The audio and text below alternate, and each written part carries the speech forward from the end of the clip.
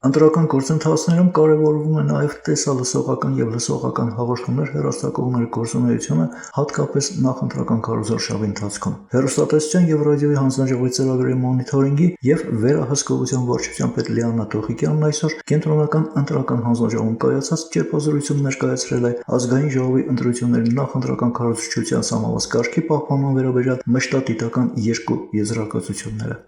Այս պահի դրությամբ արդեն իսկ երկու եզրակացությունները հրապարակված են, դրանց կարելի է ծանոթանալ թե հեռուստատեսության և ռադիոյի պաշտոնական կայքէջում և թե Կենտրոնական ընտրական հանձնաժողովի պաշտոնական կայքէջում։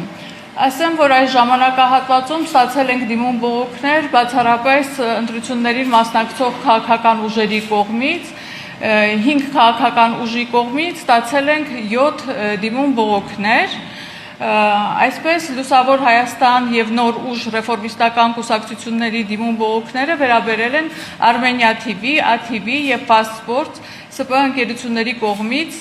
նախընտրական քարոզչության ժամանակահատվածում անվճար րոպեներից օգտվելու կուսակցությունների իրավունքի իրացմանը խոչընդոտելուն։ Հայաստան կուսակցությունների դաշինքի երկու դիմումներից մեկը վերաբերել է Armenia TV, Շանթ ՍՊԸ ընկերություն և հանրային հեռարձակողի կողմից քաղաքական գովազդի հեռարձակումը ենթադրյալ ապօրինի մերժմանը, իսկ մյուսը վերաբերել է ևս հանրային հեռարձակողի կողմից նախընտրական քարոզչության փուլում հավասար և ոչ խտրական պայմաններ ապահովելու օրենսդրական պահանջի արարևոտ խախտմանը։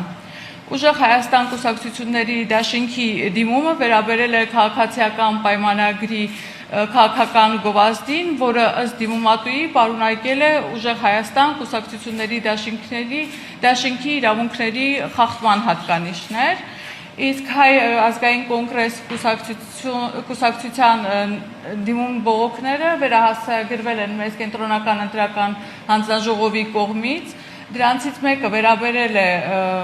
հանրային հեռարձակողի, սակայն YouTube-յան հարթակում տեղադրված նյութին, տեսանյութին, իսկ մյուսը վերաբերել է հանրային հեռարձակողի կողմից կազմակերպված երկրորդ բանավեճի ընթացքում առերևույթ հավասարության խախտման հատկանիշներին։ Երկու քաղաքական ուժերի Լուսավոր Հայաստան և Նոր ուժ ռեֆորմիստական կուսակցության դիմում բողոքների հիման վրա հարուցվել են վարչական վարույթներ, իսկ մնացած դիմում բողոքներին տրվել է օրենսդրությամբ սահմանված կարգով պատասխաններ։ Ասեմ, որ ընդհանուր առմամբ այս ժամանակահատվածում ընտրություններին վերաբերող հարուցվել է 7 վարչական վարույթ, ինչպես արդեն ասեցի, երկուսը դիմում բողոքների հիման վրա, իսկ 5-ը հանձնաժողովի նախաձեռնությամբ։ Սեփական նախաձեռնությամբ հարուցված վարչական վարույթները վերաբերել են Շանթ տեսալսողական, Գործարար Ալիք լսողական, Fast Sport տեսալսողական, 5-րդ ալիք տեսալսողական և հայկական 2-րդ ալիք տեսալսողական ծրագրերին։ Իսկ դիմումների հիման վրա Armenia TV և ATV տեսալսողական ծրագրերին։ Շանթ և Գործարար Ալիք ծրագրերի մասով վարչական վարույթները հարուցվել են նախընտրական քարոզչության վերաբերող տեսալսողական հաղորդումներն առերևույթ առևտրային գովազդով ընդմիջելու արգելքի խախտման հատկանիշներով։ Fast Sport, Armenia TV և ATV տեսալսողական ծրագրերի մասով վարչական վարույթները հարուցվել են նախընտրական քարոզչության ժամանակահատվածում անվճար 25 րոպեներից օգտվելու կուսակցությունների իրավունքի իրացման խոչընդոտելու հատկանիշներով, իսկ 5-րդ ալիք տեսալսողական ծրագրի մասով վարչական վարույթը հարուցվել է հեռարձակված քաղաքական գովազդի պատճառով, որը պարունակել է ազգային և համաշխարհային մշակութային ժառանգության վարկաբեկման և նսեմացման տարրեր։ Քաղաքական գովազդը նաև չի պարունակել կուսակցություններին բնորոշ խորհրդանիշ կամ նույնականացման այլ տարրեր, այսինքն այստեղ վարույթը հարուցվել է միանգամից երկու հոդվածների խախտման հատկանիշներով, իսկ հայկական 2-րդ հեռուստաալիք տեսալսողական ծրագրի մասով վարչական վարույթը հարուցվել է լրատվական հաղորդման ընթացքում կուսակցությունների նախընտրական քարոզչության վերաբերյալ անկողմնակալ և գնահատականից զերծ տեղեկատվություն ներկայացնելու պահանջի խախտման հատկանիշներով։